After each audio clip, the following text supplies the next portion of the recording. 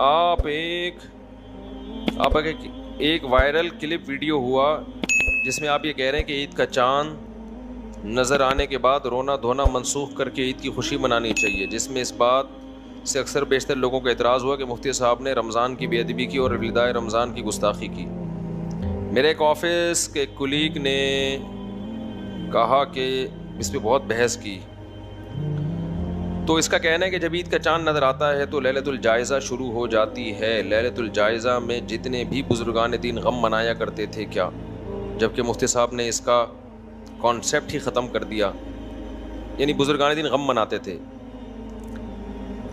بھائی یہ جو لیلۃ الجائزہ ہے نا، یہ کوئی صحیح حدیث نہیں ہے اس بارے میں کہ عید کی راتیں عبادت کی راتیں، اس بارے میں روایات تو ہیں مگر کوئی مستند روایات نہیں ہے۔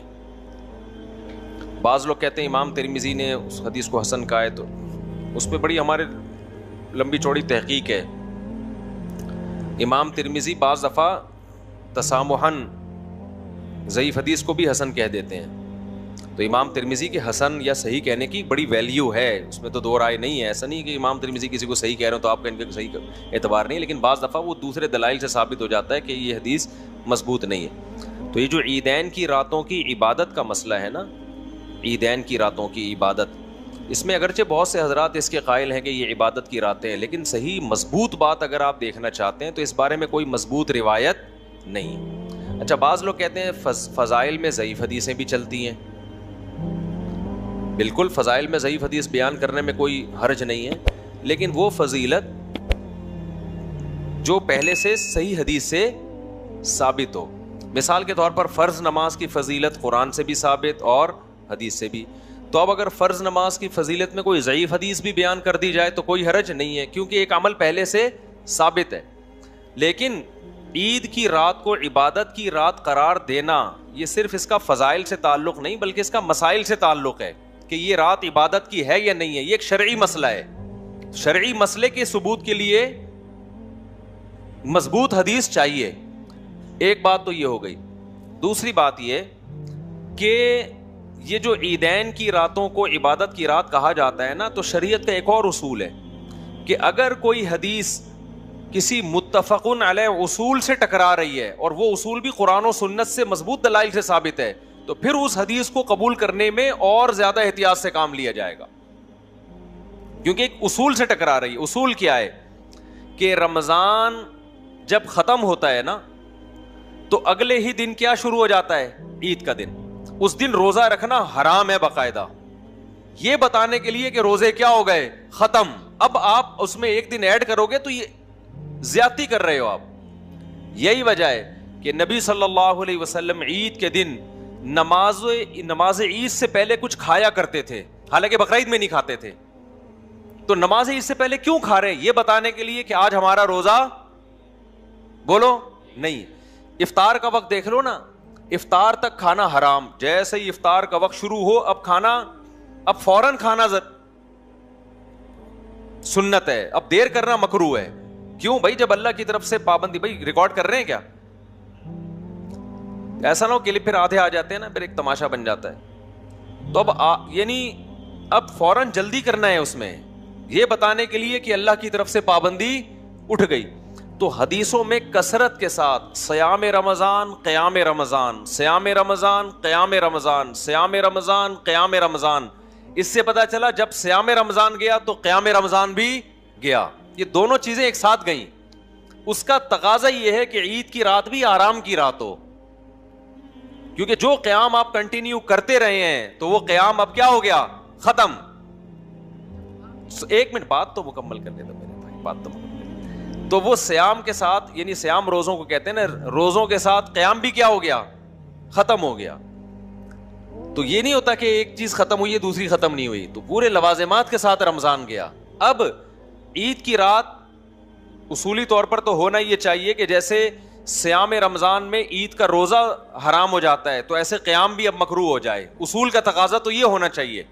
لیکن چونکہ مکروہ ہونے پر ہمارے پاس کوئی دلیل نہیں ہے تو کم از کم مستحب تو نہیں مانا جائے گا نا، اس کو یہی کہا جائے گا کہ عام راتوں کی طرح اب یہ ایک رات ہے، عام راتوں کی طرح ایک رات ہے، لہذا آپ عبادت کریں تو اچھی بات ہے، بلکہ کرنی اس لیے چاہیے کہ ایک عبادت کی آپ کو عادت پڑ چکی ہے تو وہ عادت نہ چھوڑیں، آپ رات کو عبادت کر لیں, اضافی فضیلت سمجھ کے نہیں, کیونکہ اس پر کوئی مضبوط دلیل نہیں ہے, بلکہ مضبوط دلائل جو روایتیں ہیں وہ اتنی جاندار نہیں ہے کہ وہ قوی روایتوں کے مخالف ہو جائیں.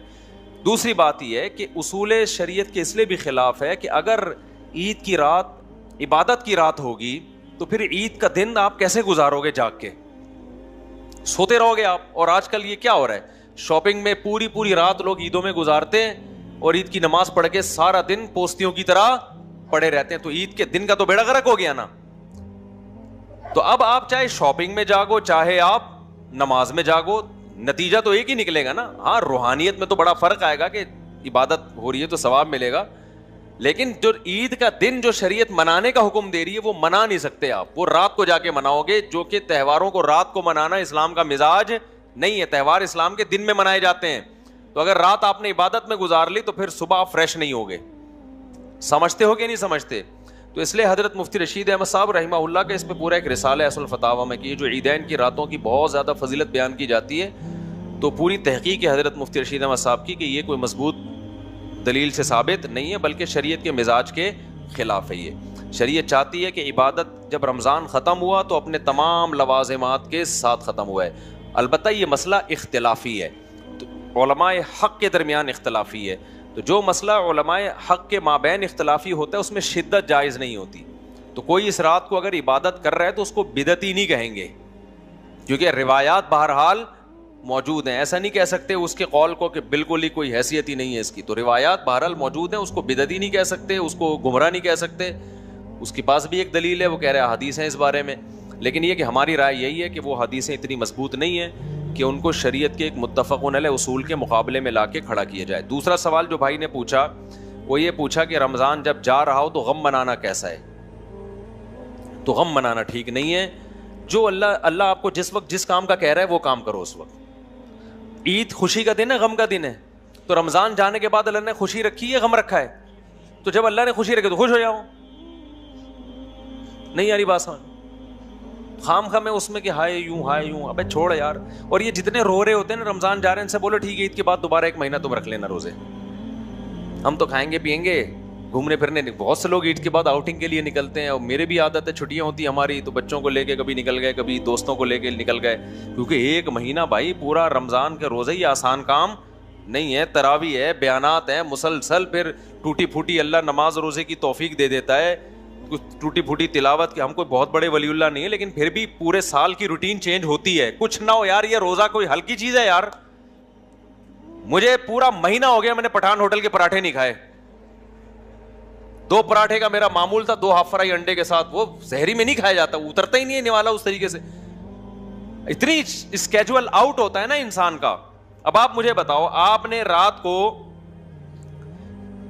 افطاری میں کھانا کھا لیا, وہ تمیز سے نہیں کھا سکتا, اذان ہو جاتی ہے, نماز میں آنا پڑتا ہے, وہ ادھورا چھوڑ کے نماز کے لیے آ گئے, بعد میں بھوک ختم ہو گئی, کھاؤ گے پیٹ خراب ہوگا, نہیں کھاؤ گے احساس رہے گا یار پورے دن کے میں 2 پکوڑے بس. پھر تراویح کے بعد بیان کے بعد پیٹ بھر کے کھا لو تو سحری میں نہیں کھایا جاتا, نہیں کھاؤ تو پیٹ کمر سے چپکا رہتا ہے. ایک عجیب ڈسٹرب ہوتی ہے نا لائف انسان کی.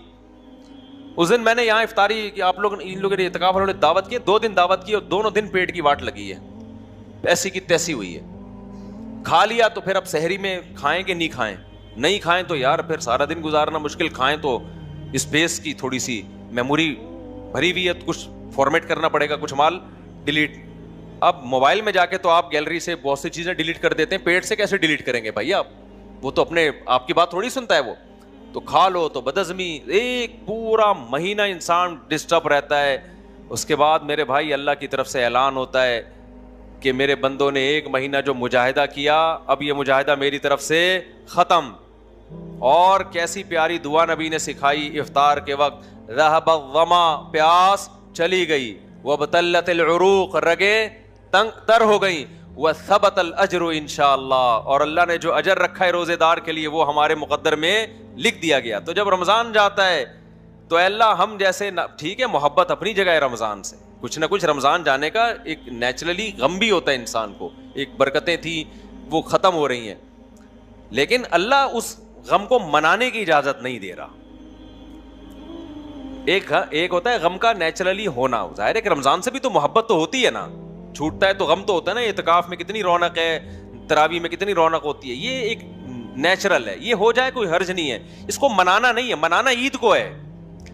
ابے کیا ہو گیا, اگر اس کو منانے کی اجازت ہوتی تو پھر عید تھوڑی ہوتی. پھر اللہ کہتے ہیں اب رمضان جب جائے گا تو اگلا دن رونے پیٹنے میں گزرنا چاہیے تمہارا, ہائے ہائے چلا گیا, ہائے ہائے ہائے ہائے کیا ہو گیا, ہائے ہائے.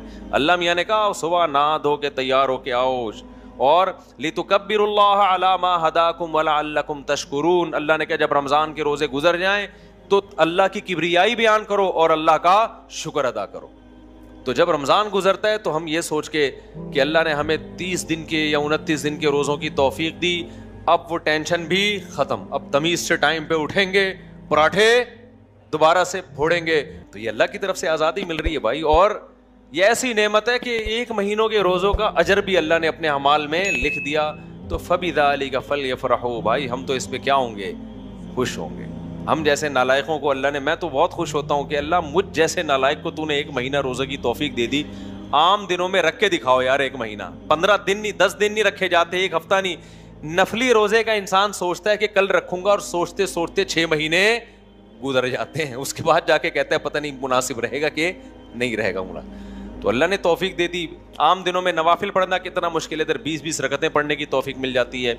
تو غم ہوتا ہے, پھر بھی میں بتا رہا ہوں رمضان چھوٹنے کا اپنا غم ہوتا ہے, لیکن منانا غم نہیں ہے, منانی کیا ہے, خوشی ہے, کیونکہ اللہ کہہ رہا ہے اب خوش ہو جاؤ. اور جو غم ہو رہا ہے نا وہ بھی اس لیے ہو رہا ہے کہ جا رہا ہے رمضان, اور پتہ ہے کہ اب 1 سال سے پہلے نہیں آئے گا. اگر کوئی کان میں آ کے کہتے کہ تجھے اتنا غم ہو رہا ہے, تیرے لیے فرشتے نے آ کے ایک الگ سے پیکج دیا کہ اگلا مہینہ پھر تیرا رمضان ہے, پھر دیکھو بے ہوش ہو جائیں گے ٹینشن سے, ابے یہ کیا ہو گیا یار, پھر 1 مہینہ.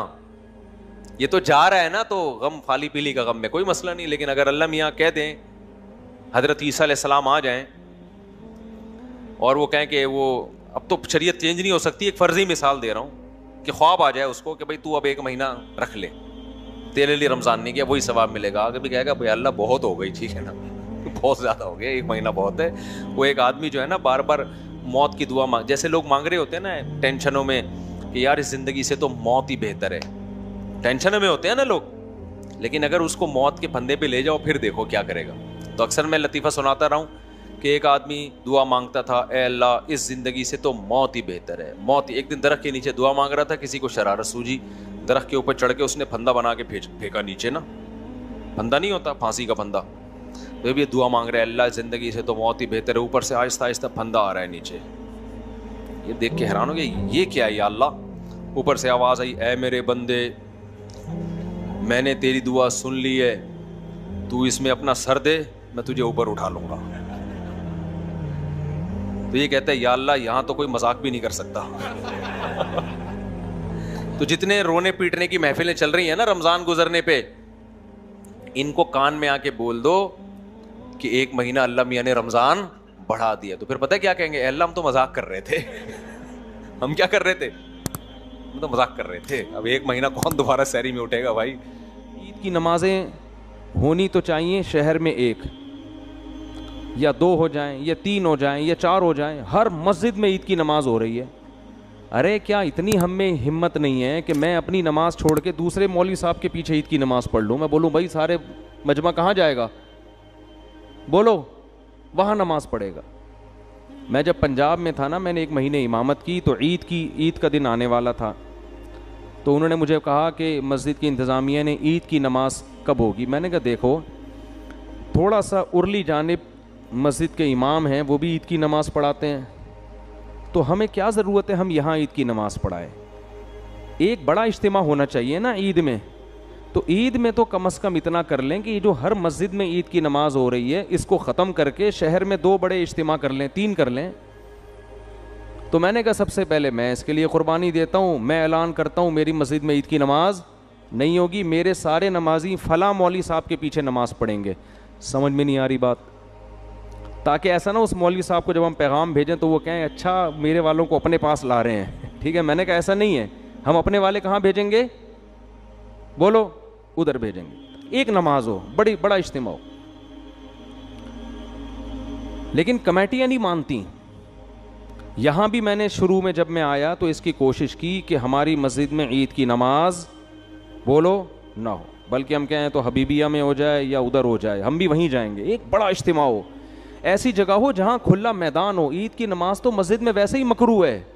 نبی ہمیشہ میدان میں عید کی نماز پڑھتے تھے. مسجد میں عید کی نماز عذر سے پڑھی ہے, بارش وغیرہ کے عذر سے, ورنہ نہیں پڑھی. وجہ اس کی یہ ہے کہ عید کی نماز شعائر اسلام میں سے ہے, مسلمانوں کا بڑا دن ہے. تو اللہ کہتے ہیں ایسے کھلے میدان میں بڑے بڑے اجتماع کرو, پوری دنیا دیکھے کہ آج مسلمان کیسے اللہ کا شکر ادا کرتے ہیں. غیر مسلم بھی دیکھیں, اور ہم بند کمروں میں پڑھ رہے ہوتے ہیں. لیکن انتظامیہ کا کہنا یہ ہوتا ہے کہ چندہ نہیں ہوگا. کیا نہیں ہوگا؟ اگر ہم وہاں پڑھیں گے تو یہاں جو چندہ ہوتا تھا وہ بولو نہیں ہوگا. تو میں نہیں پڑھاؤں گا تو کسی دوسرے سے پڑھوا لیں گے. تو جو جب پڑھنی ہے تو پھر ہم ہی پڑھا دیں. کیا خیال ہے بھائی؟ یعنی وہ تو اجتماع تو ہو نہیں رہا نا. تو اتنے ہمارے ظرف چھوٹے ہیں کہ ہم دوسروں کے پیچھے عید کی نماز پڑھنے کے لیے بھی تیار نہیں ہیں. یہ تو ہمارے حالات ہیں یار, کہ بھائی ہم کہیں بھائی جو کھلے میدان ہے وہاں جا کے پڑھیں گے. مسجدوں میں نماز بند کرو اس کو. جہاں میدان ہے, جس مولوی صاحب کے قریب میں کوئی میدان ہو نا, تو اس مولوی صاحب سے کہا جائے آپ پڑھائیں گے, ہم سب وہاں پہنچیں گے. عید کی نماز میں بھی چھوٹے چھوٹے 4 آدمی بھی لے کے لوگ کھڑے ہوئے ہوتے ہیں. ٹھیک ہے نا, 4 آدمی. یہ کوئی عید کی نماز ہے؟ قندھار میں جب ادھر حکومت تھی افغان طالبان کی, تو پورے شہر میں ایک عید کی نماز ہوتی تھی. اور جو علماء گئے ہیں وہ بتاتے ہیں اتنا بڑا اجتماع ہوتا تھا. پھر اوپر سے نا وہ جٹ طیارے بھی گھومتے تھے نماز, وہ اور اسلام کی ایک طاقت اور شوکت کو دکھایا جاتا تھا. اور جو ملک کا سربراہ ہے وہ آ کے عید کی نماز پڑھایا کرتا تھا. یہ ایک شاعر اسلام میں سے ہے. تو اتنے چھوٹے, ہر آدمی اخپل طریقے سے چھوٹے چھوٹے عید کے اجتماع کر رہا ہے کہ میرے نمازی وہاں نہ جائیں. ٹھیک ہے نا, چاروں بلے ان کو میں کھینچ کے رکھوں. اور یہ سارا سیٹ اپ چندوں کی وجہ سے ہوتا ہے. مسجدوں کے مصارف پورے نہیں ہوتے تو یہ حساب کتاب ہوتا ہے. ظاہر ہے چندہ ہوگا, چندہ نہیں, ورنہ چندہ نہیں ہوتا. بھائی یہ جو عید کی نماز ہے نا, اس کے بارے میں لوگ بہت پوچھ رہے ہیں کہ اگر گورنمنٹ کی طرف سے مسجدوں میں کراؤڈ پر پابندی ہو تو کیا ہم اخپل طریقے سے گھر میں عید کی نماز پڑھ سکتے ہیں؟ گھروں میں عید کی نماز جائز نہیں ہے. نہ جمعہ جائز ہے, نہ عید کی نماز جائز ہے. کیونکہ جمعہ اور عید کی نماز کے لیے بیسک شرط جو فقہا بیان کرتے ہیں وہ ہے اذن عام, کھلی اجازت ہو. آپ گھر میں اگر جمعہ پڑھیں دروازہ کھول دیں, سب کو آنے کی اجازت ہے. اور لوگ کہتے ہیں اس کی دلیل کیا ہے؟ بھائی اس کی دلیل یہ کہ جمعہ اور عید یہ شاعر اسلام میں سے ہے, یہ بند کمروں میں نہیں ہوتا. اس سے جمعے اور عید کی ویلیو ختم ہو جاتی ہے. جیسے نبی صلی اللہ علیہ وسلم کے دور میں گاؤں میں کہیں کبھی جمعہ نہیں ہوا. مدینہ کے ارد گرد کے جو گاؤں کے لوگ تھے وہ جمعہ آ کے پڑھتے تھے. کہاں؟ مدینہ میں. گاؤں میں نہیں قائم کیا کیونکہ یہ شاعر اسلام میں سے ہے نا. تو اب یہ کیسی اجازت ہے کہ نبی کے دور میں گاؤں کے لوگ شہر میں آ کے پڑھ رہے ہیں اور یہاں شہر کے لوگ اپنے اپنے گھروں میں بند ہو کے پڑھ رہے ہیں؟ تو ہماری رائے یہی ہے, اور حضرت مفتی تقی عثمانی صاحب کا بھی اسی پہ فتویٰ ہے کہ ان لاک ڈاؤن کے حالات میں گھروں میں آپ ظہر پڑھیں گے, جمعے کی نماز نہیں پڑھیں گے, نہ عید کی نماز پڑھیں گے. عید کی نماز وہاں پڑھ سکتے ہیں کہ جہاں پھر لوگوں کو کھلے عام اجازت دے دیں. تو اگر کسی فیکٹری میں یا کسی ایسی جگہ پہ سب کو آپ نے اجازت دے دی بھائی یہاں آئیں, تو وہ پڑھیں, پھر اجازت ہے. تو یہی رائے ہے. اس کے خلاف جو قول ہے ہماری نظر میں وہ ضعیف ہے. بعض لوگوں نے کہا کہ کسی عذر سے اگر لوگوں کو روک دیں تو پھر مجبوری ہے. ابھی ہم جو گھر کا دروازہ بند کر رہے ہیں وہ تو عذر سے. تو بھائی یہ جو فقہا نے کہا ہے نا کہ اذن عام کہ کھلی اجازت ہونی چاہیے, تو کھلی اجازت ختم تو جب ہی ہوگی نا جب کوئی عذر ہوگا. بلا عذر کون لوگوں کو نماز سے روکے گا؟ تو فقہا کا مطلب یہی ہے کہ عذر ہو یا نہ ہو آپ نے لوگوں کو اجازت دینی ہے. یہ جمعے اور عیدین کی شرائط میں سے ہے. تو مسلم ملک کنٹری ہو یا غیر مسلم کنٹری, وہاں پر اس بات کا اہتمام کریں کہ عید کی اگر آپ کو اجازت ملتی ہے تو پھر تو ٹھیک ہے, نہیں ملتی تو گھروں میں پھر عید کی نماز نہیں ہوگی, نہ خطبہ ہوگا. اپنے کوئی نوافل پڑھنا چاہے تو پڑھ سکتا ہے, وہ عید نہیں کہلائے گا.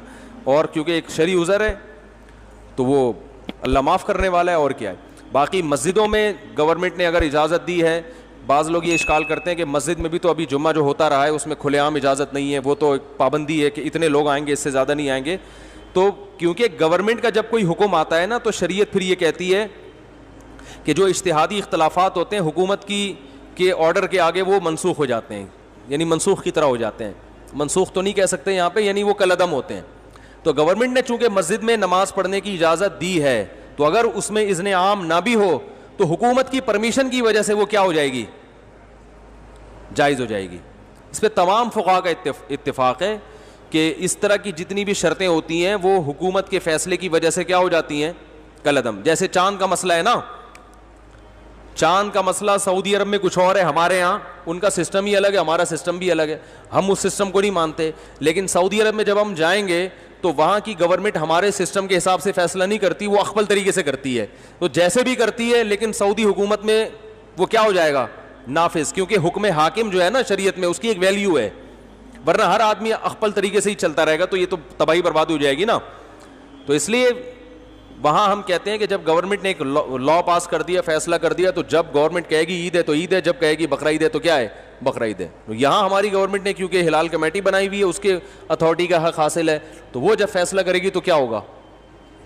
ابھی دیکھو نا 4-5 سال پہلے ہم نے بتا دیا تھا کہ 30 روزے مکمل ہوں گے, 5-6 سال پرانی بات ہے, بلکہ اس سے بھی زیادہ. فلکیات والے کہہ رہے تھے چاند کہیں بھی نظر نہیں آئے گا, 30 روزے پکے ڈھکے. تو ہلال کمیٹی نے اعلان بھی نہیں کیا کہ کل عید ہے, اور 30 روزے ہو گئے, تراویح بھی ہو گئی, ہماری مسجد میں بیان شروع ہو گیا, ایک دم رات کو 10:30 بجے اطلاع آئی کہ کل کیا ہے؟ عید ہے. ہلال کمیٹی نے اپنا فیصلہ واپس لے لیا.